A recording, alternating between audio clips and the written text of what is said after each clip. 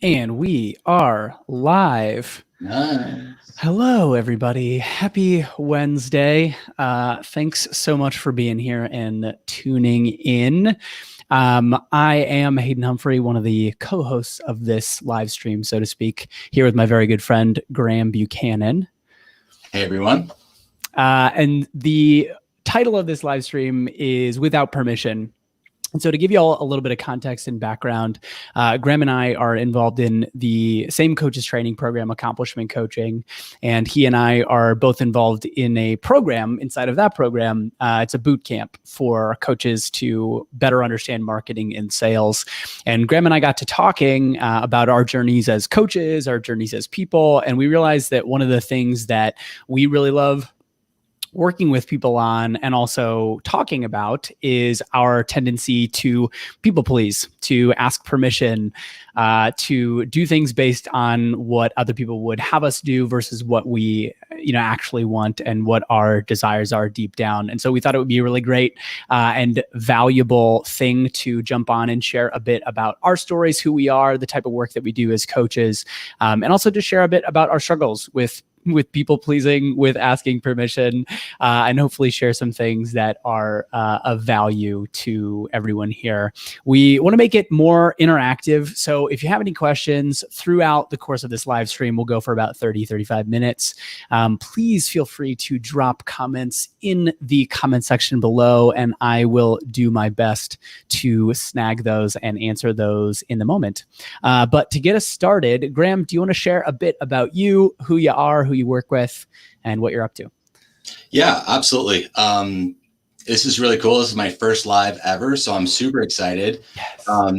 So be super kind, because I really want to please everybody. So be kind in the comments. Not just joking, but no, I'm a life coach. I work with creatives who, when fully expressed, will have a global impact. And so that's really what gets me out of bed in the morning. That's what excites me, is actually working with people who maybe want to start a podcast or are a musician, an actor, anything that's very kind of more creative based, even entrepreneurs that want to impact the world in a big way, in a small way, but just have an impact through their creative endeavors. So that's who I work with. A little bit about me. I am a Scottish Canadian that was born in France, and I live in the US. So I got the whole thing covered. The whole world. Yeah. Yeah, awesome. Thanks. Thanks so much for being here. Super excited to jump into this content with you. For those of you who don't know me, my name's Hayden. I also work as a coach. I used to work in corporate technology sales before I decided that I really wanted to be doing my own thing and working for myself. So I left in about mid 2017, so almost 3 years that I've been self-employed, and really just hustling and figuring out how to make this whole thing work. I now work one-on-one with individuals who are in the same position that I was back in corporate. So people who feel really stuck and unfulfilled, they feel like they're wasting their time and potential working in a corporate environment. I support them in actually leaving and starting their own business, or as I like to say, I help them get paid to be themselves and actually create a life and create a business that allows them to have the freedom and flexibility that they want, make the impact that they want, work with the kind of people that they want. Outside of that, I live in Chicago. I am an avid improv enthusiast, although with everything going on, I can't do that quite as much. I was just talking about that last night, actually. I was like, I cannot wait until like things lighten up so I can get back into the improv scene. Other than that, I really love doing video content. I love doing live streams. I love doing this kind of stuff. I run a live stream show on a Facebook page called Happy Hour. So every Monday and Friday for about 30 minutes, I bring on guests to talk about what's making us happy and what we're grateful for. So I love this format. I love being able to share in this way and talk more about the work that we do as coaches. So I am super excited to jump into this topic. Like I said, Graeme and I were talking a bit about our struggles with people pleasing, how it's impacted us, how it's affected our lives, and how we have started to overcome those things. So Graeme, I'd actually love to start with you. If you could share just a bit about like how this has shown up in your life, where it started for you, like your journey with realizing and coming to know yourself as a people pleaser. Yeah. Yeah. Thanks for that. And as you were saying, kind of where you came from and how you like transitioned out of it, I realized that part of my people pleasing journey is very much similar to that.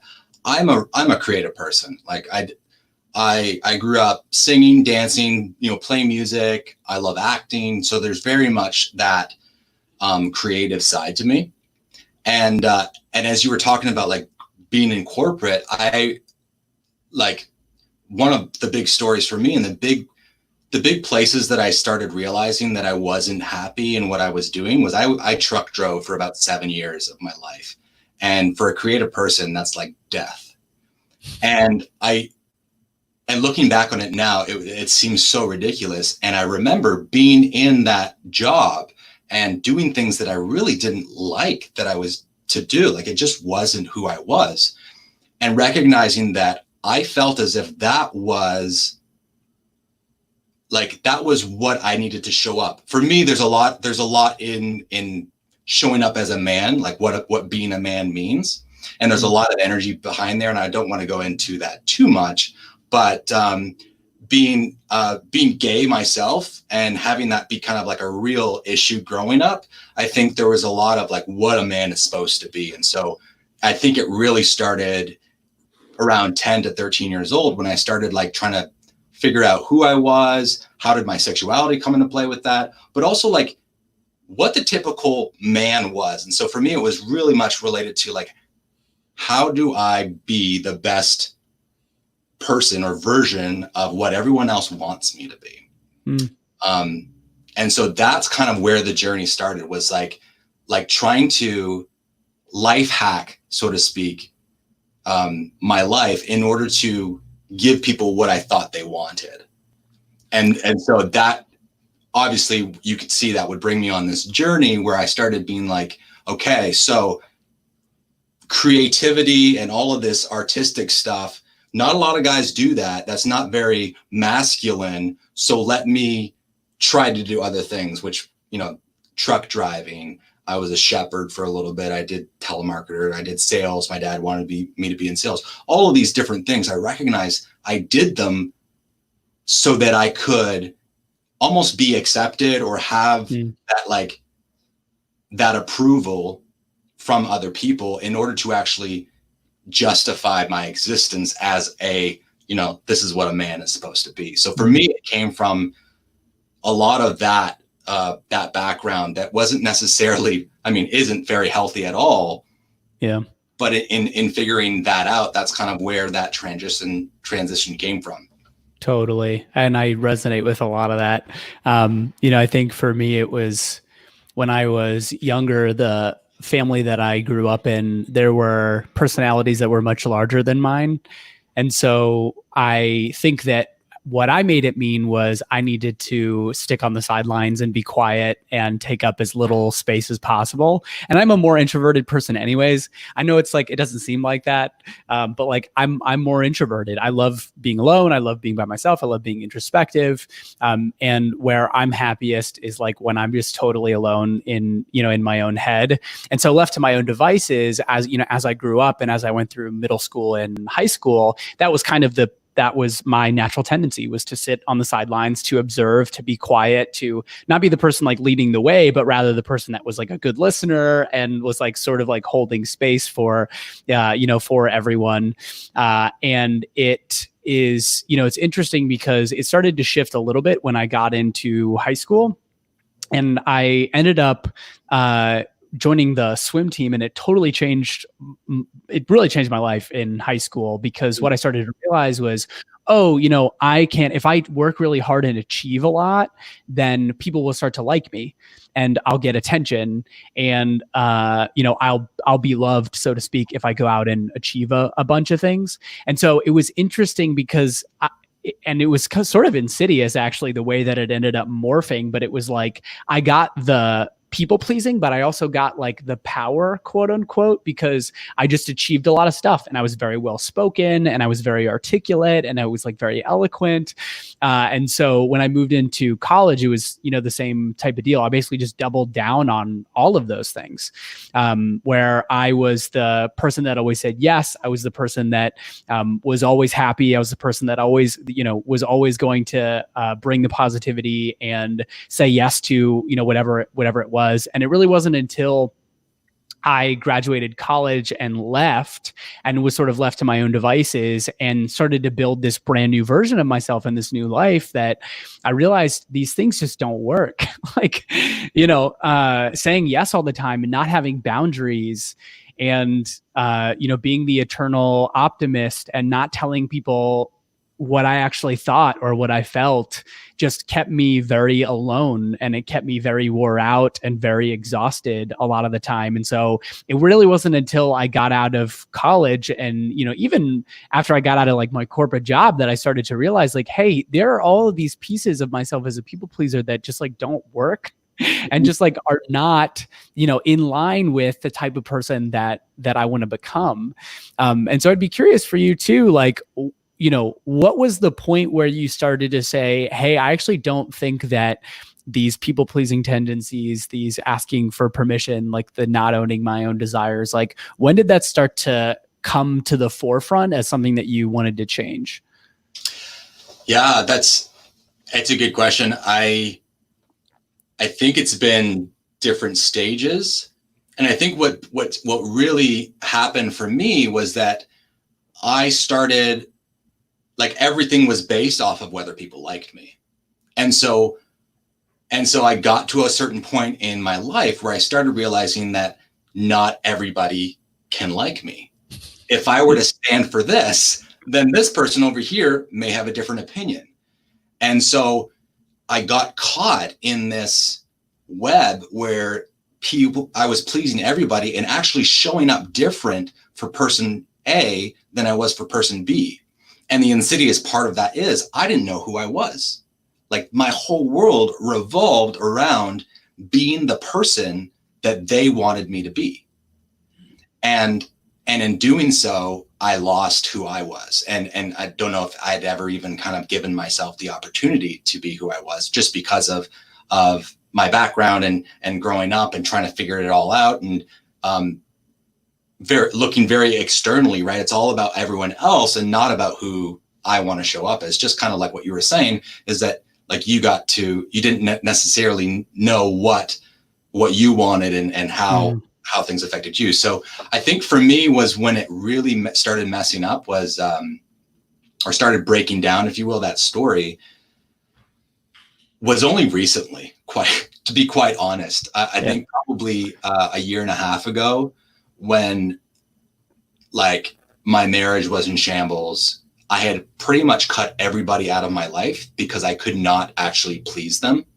Right. So worse than not pleasing them was disappointing them. And so if I didn't talk to people, I never disappointed them. And so I think that was really when I started waking up, and it was actually right when I got into coaching. So for me, it's a very coaching kind of was the transition for me, was like, oh my goodness, there's a different way to live life. I get to actually like have what I want. And so for me, that was the real wake up moment was about a year and a half ago when I just was miserable. Like, that was the wake up call for me. I was like, I don't want to live like this anymore. Yeah. I love what you shared earlier. The word that came up for me was like social chameleon. Like, you basically just chameleon to what does this person want from me, or what does that person want from me? And I started to realize that I was doing that all the time. I was basing what I would share or not share with people, or how I would show up, or the energy that I would bring, based on the reaction that I knew that I would get from them. Yeah. So in a way, it was manipulative. Like, it was like genuinely manipulative. I was manipulating people because I wasn't being totally, truthful and honest and authentic about what I felt. And like, I, as someone who's an introvert, and as someone I think that has tended towards shallowness and disconnection in relationships in order to protect myself. One of the other ways that it would show up is like when people would do things that would hurt me or hurt my feelings or would upset me or whatever it was. A lot of times, instead of sharing it with them, I would just cut them out. Mm-hmm. I would just completely end the relationship and cut this person, out of my life, or like, slam the door, so to speak. But they had no idea. They didn't know. It was just like on my side of the street. I was like, I can't do this anymore. And what I started to realize over time is how exhausting that is. Like, it's exhausting being in this performance, like, 24 hours a day, constantly thinking about like, what do I say to this person? How do I share myself with this person so that they're impressed with me and that they like me? How do I write something and share something online that has people like me, or even not share things, like delete things because I'm afraid of like what people are going to think or what they're going to say. And I think part of the other thing that is weird about people pleasing is like, it can work. Like, in a way it can work. Like, I achieved a lot. I had a great job. Like I said, I was well-spoken and respected, and was getting some of the things that I wanted out of life. And to your point, like, it wasn't until I started coaching, until I started surrounding myself with people who could point to the self-defense and the front and the guard that I was putting up, that I started to realize like, wow, this actually is really exhausting. And I feel very confined and I feel very contained. And I don't feel like I have like this full, room to explore and express. Yeah. Mm-hmm. And it's interesting that you said you started actually like shutting the door as well. And I was present to, as you were saying that there's always going to be something behind the shut door is almost a protection, right? That's the closing off. For me, it was like distancing myself from people. And I'm really curious for you, what was the thing that happened if someone actually didn't like you or disagreed with you, or you weren't actually able to please them? Like, what was the thing that was underneath there? Like, what did that mean for you? So I have a very deep-seated fear that I'm just an unlovable person. Like, there's something wrong with me or broken about me, and people just don't love me. And so when someone didn't like me, or when they were upset with me, or whatever it was like, oh, look, there's the confirmation. Like, yeah. I am unlovable, which is so silly because I have so many people in my life who I'm so grateful for, who very overtly tell me, how much they love and appreciate me. But it was like, I was on the lookout for like evidence to corroborate this deep-seated story that I had, that I was just like this unlovable, unlikable person. And it was so scary. It was so scary to find that evidence that I was like, I will do literally anything. I will do literally anything to avoid having someone not like me. It would eat at me for days. I would be anxious, like physical cramps in my stomach for days. Yeah. If I thought that I upset someone, or if I thought that, I said something wrong, or I ticked them off, or, whatever it is. But it's like, when that's your normal, when it's been that way for so long, you're like, this is normal. Like, it doesn't, you don't understand how it could go differently. Mm-hmm. And I share exactly the same thing, right? It meant that I was not loved. I was not good enough. People couldn't love me. And what's really curious and really interesting in that perspective is that when we're trying to be someone for person A and for person B, and we're different, when people actually say, hey, you're great, we love you, you don't believe it. Yeah. Because you've shown up differently. And so what you're telling yourself is that they don't actually know me. And if they actually knew me, they wouldn't love me, right? Because we're not able to actually show up authentic. And then that it kind of plays into it, right? So we can receive love all day long, and it doesn't actually land because we're not being authentic. We're actually still in that people-pleasing mode. And so we recognize that, and then like the love doesn't land. And so for me, that was the biggest thing, was like, I would go and get that people-pleasing, like I would go get the high of someone saying, oh, Graeme, you're amazing. And I would like, oh, it feels so good, but it wouldn't last because because at my core, I was like, they don't really know me. Just like a Band-Aid, like a very temporary salve. And it's interesting in how you share it, because then it's almost like it's this mechanism that you've built that becomes something that you come to rely on. It's scary to not have it, but it feels like if you let go of it, you're like, well, what happens then? Like, what's on the other side of that then? And so I'd be curious for you, like, as you started to come to these realizations and you started to get clear on like, hey, this isn't working for me, I don't want to do this anymore. Like, how did you start to break down those behaviors and those patterns and actually like break up the people pleasing? Wow. Yeah, that's a good question. I think it's really about facing the fear head on. And there's no easy way to do that, right? It's like ripping it out by the root. And usually how it was for me, it was so, I've gone through processes too. So this isn't just like a year and a half ago, I just kind of like everything changed. I think there's been this process, but for me, the big thing was actually telling the truth about everything. And I read this book called Getting Real. I don't remember the author right now, but it's an amazing book. I'd recommend it to anybody. But within the first couple chapters, I was in the second month of my coaching program, and that was on our monthly practice areas, was to read this book. And it just was talking about like honesty and like being authentic and transparent. And I'd always held those values highly. And I didn't actually recognize that in my people pleasing, it was actually quite the opposite, how I was showing up. And I recognized that something needed to change. So for me, it was actually saying the things that were uncomfortable, actually like even things that I had done in the past that I was really ashamed of, or that I felt like was going to make me unlovable. Those things had to come out because they were the ones that I was operating on top of, and it was just an extension. So for me, it was like really getting the big things out of the way. And then after that, then you can start doing the little things, right? Like, but if you're just doing little things and pretending it's not going to hurt, right? Like I can just clear out the stuff on top of it, but there's something big there.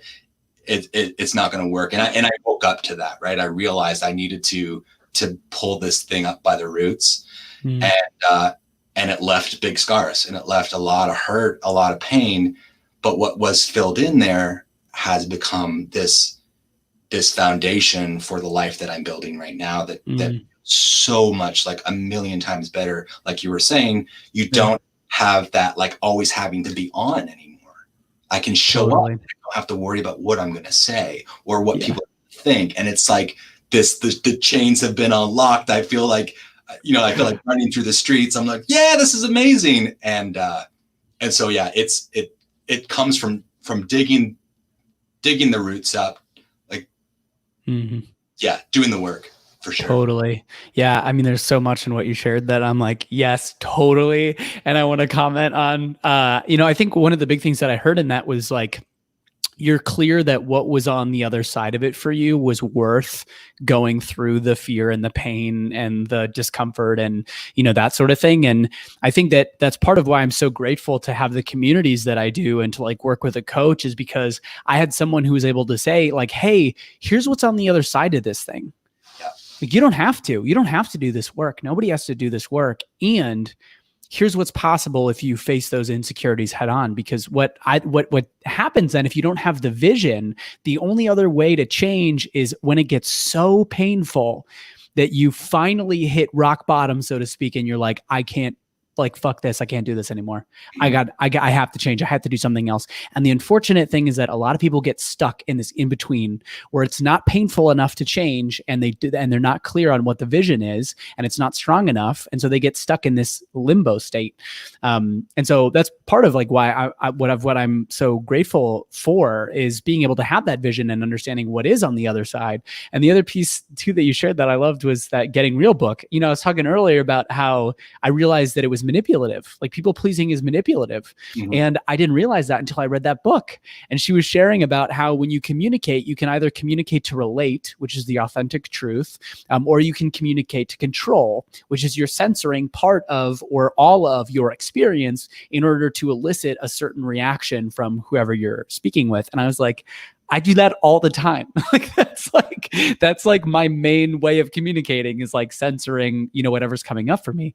So I would say similar to you, for me, in starting to work through and break up this people pleasing piece, it was just little steps.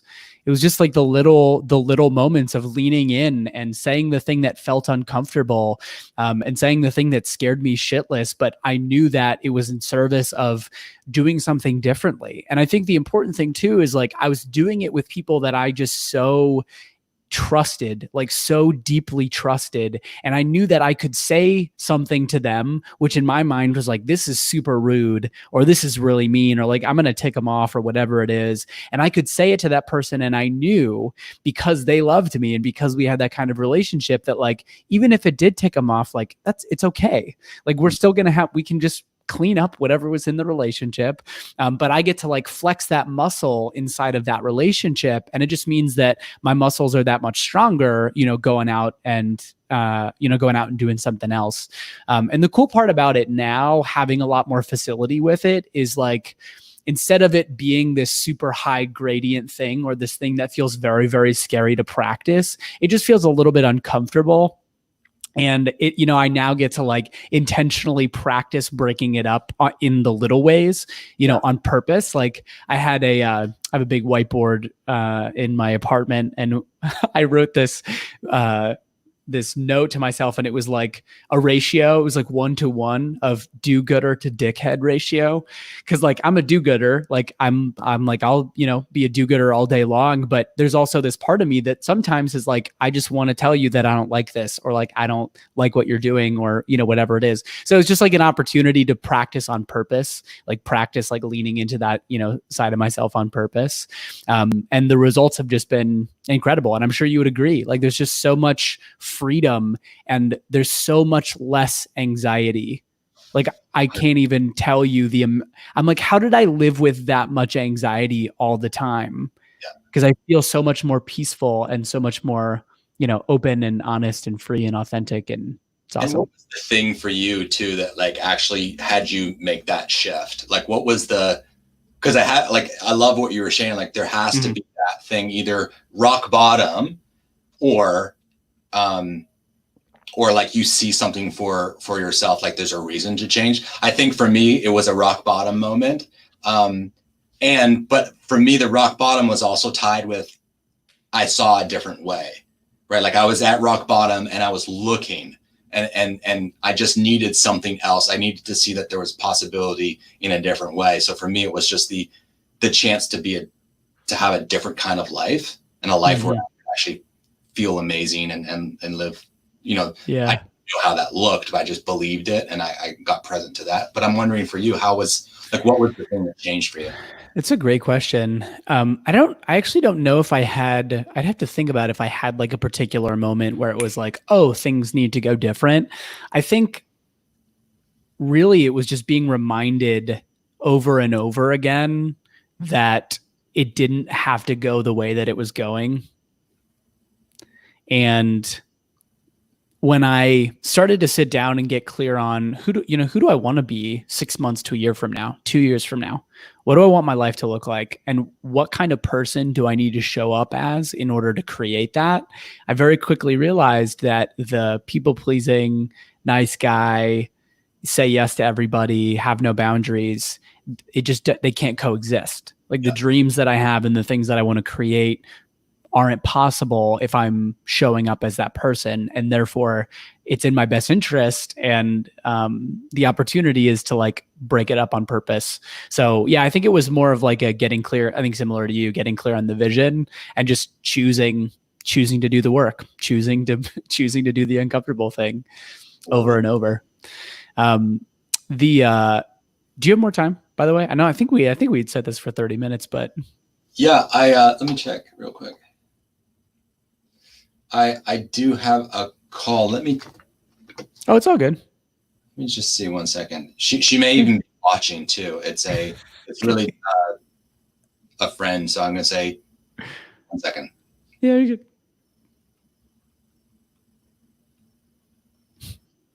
I was like, it's so funny. Even before this, I was like, I imagine I'm going to get on a roll, and I'm like, I'm not going to want to stop in 30 minutes. This is so, there's so much gold in here right now. Yeah. I feel like I could go on for an hour. Yeah. So the second piece, and let me know if at some point you got to end, and that's totally fine. The second piece that I wanted to move into, like moving on from the people pleasing piece, and I think this is closely related, but looking at the work that you're up to now and looking at the work that I would imagine that you're doing with your coach, a lot of it comes down to this vision work. Like, how do you actually want things to go? What do you want your life to look like? How do you want your week to look? How do you want your business to look? Like, so much of it is this lifestyle design piece. And what I've realized is a huge factor in determining the vision for any of us and the results that we want to create is our own sense of worthiness, like how we relate to our desires and how we relate to our own sense of worthiness. So I would just love to hear like what that journey has been like for you, or when you think about the stuff that you're up to and maybe even how you work with clients, like how does worthiness for you play into the picture? Yeah, it's a great question. And I was even thinking as you were talking about that, like the whole, like how this ties into permission also. Mm-hmm. And so the worthiness factor, I think, comes in with the whole people pleasing, right? Like I am worthy if these people are happy, and we've equated, and for me, I've equated that, right? So when someone was happy with me or pleased, I was then worthy. When they were not, I was not worthy. Whether it's worthy of love, worthy as a man, worthy as a son, as a friend, like that worthiness piece was all dependent on whether they liked me or not. And so I equate those so much, which then so beautifully leads into this permission piece, which is like, okay, now it's not only worthiness, but it's also like, do you agree, right? Because there's a center, there's a part of like, if this person, like in attuning to, in watching what, like how you show up so that you can please people, there's a certain level of like, is this person going to actually agree? And so it's translated itself into this, do I have your permission to show up like this, right? Do I have your permission to, is this okay that I'm excited and energetic over here? Or is this okay that I'm not asking any questions? Or so however I'm showing up, I'm actually actively looking for that permission. And so the permission is actually the starting point, and I'm watching for it in like nonverbals, in how they're showing up and how they're looking at me. And I'm interpreting that all in my brain. And that all comes back to the worthiness. It all comes back to the people pleasing. And so how that translates to what I'm up to in the world or with my clients, well, there's a big part of our, like the day-to-day life, even choosing is like, okay, well, a lot of times the thing that's scary about choosing a goal or choosing a project or choosing to do something differently than you have been doing it is recognizing, especially with people pleasers, is recognizing who you've been giving your permission to, right? Like who holds the permission key, like, and why is that going to be so scary? And you get to that, like, oh, well, I don't know if my husband would like that, or I don't know if my wife would like that, or I don't know if my friends are actually going to go for it. I don't know if the people are actually going to like it, right? And so there's this like, I need someone's validation. I need someone's permission to actually even go there. Yeah.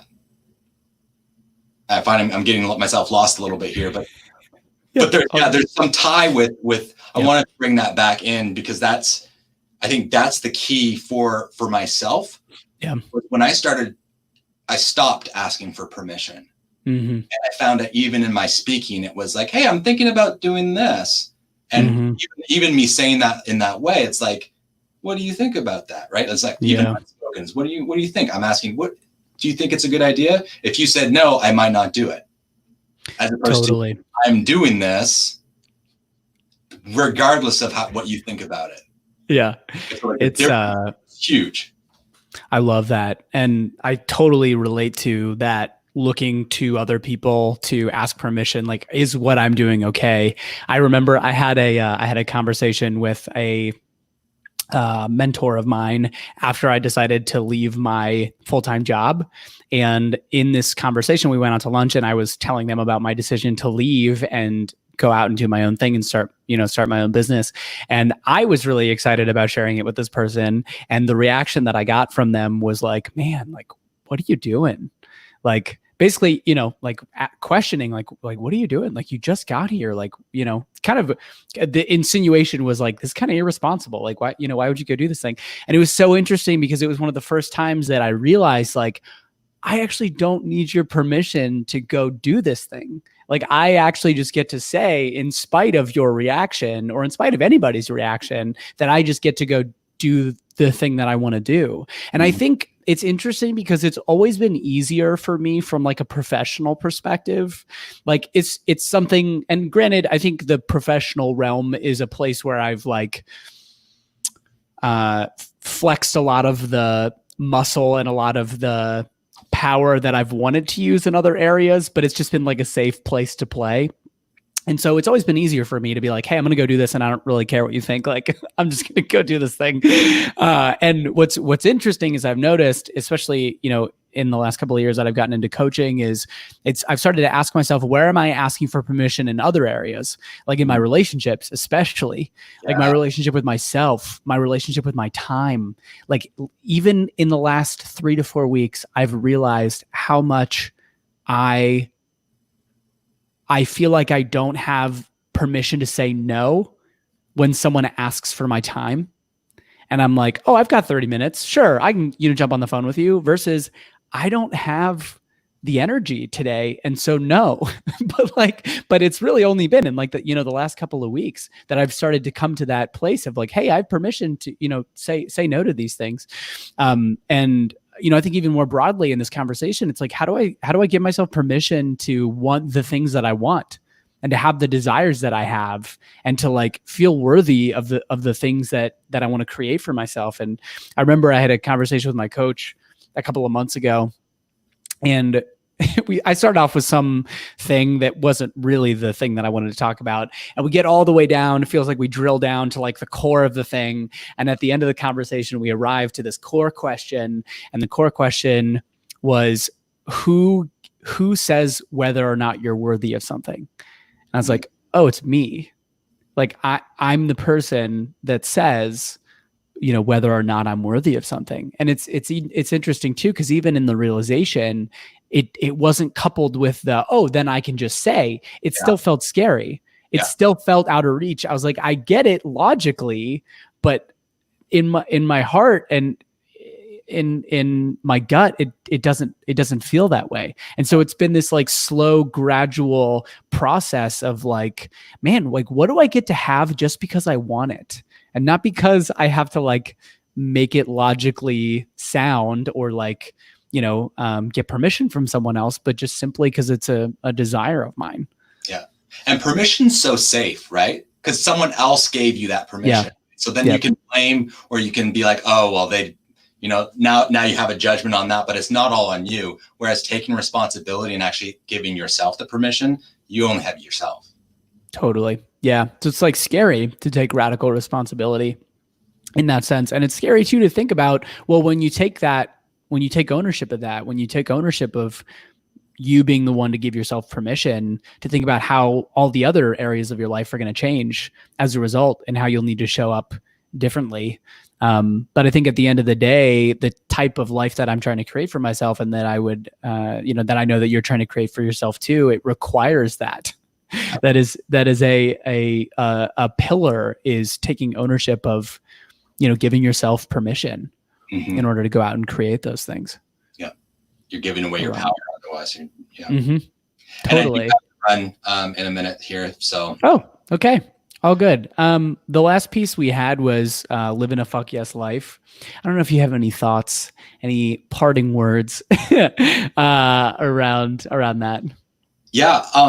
I love what you said earlier, is like, whose permission are you asking for? Right. And like, ask if we were to live the fuck yes life, that is the question I think that's quintessential to figuring out like what's in the way. And so if you're starting to ask yourself, like, who do I need permission in everything? Like, who am I giving my permission to, right? Who's the decider? And if it's anyone but you, like, that's the place to look. That's the next step for you, is actually to shift that. And so that would be the mic drop if I were to leave something with anybody. I love that question, like asking yourself, whose permission do I need? I love that so much. And really starting to drill down and dive deep in that area. Because I realized too, in looking at like, man, what does it look like, or what does it mean to live a fuck yes life? There's all these stories that come up of like, you know, who do I need to be to create that? What's in the way of that? Like actually starting to get clear on the things that need to shift, or the support that you need. And so I'd be curious, where can people find you if they're interested in, you know, talking more about that kind of support or getting that kind of support? Well, my website's going to be up very shortly. It's in process right now, but it's graemebuchanan.com. Very simple, GRAEME Buchanan.com. And I have a Facebook page up right now, which is Accent Life. So everything's kind of in flux right now, but look me up, Graeme Buchanan, and yeah, I'd love to connect with them. And this has been amazing, Hayden. Thank you. We got to do this again. Yeah, you're so welcome. If folks are interested in learning more about me, I'll put my link in the bio, but it's just haydenhumphrey.com. Graeme, totally agreed, man. Thanks so much for taking the time and for staying extra to continue talking with me. We'll definitely be doing this again. Absolutely. All right, man. All righty. Bye, everybody.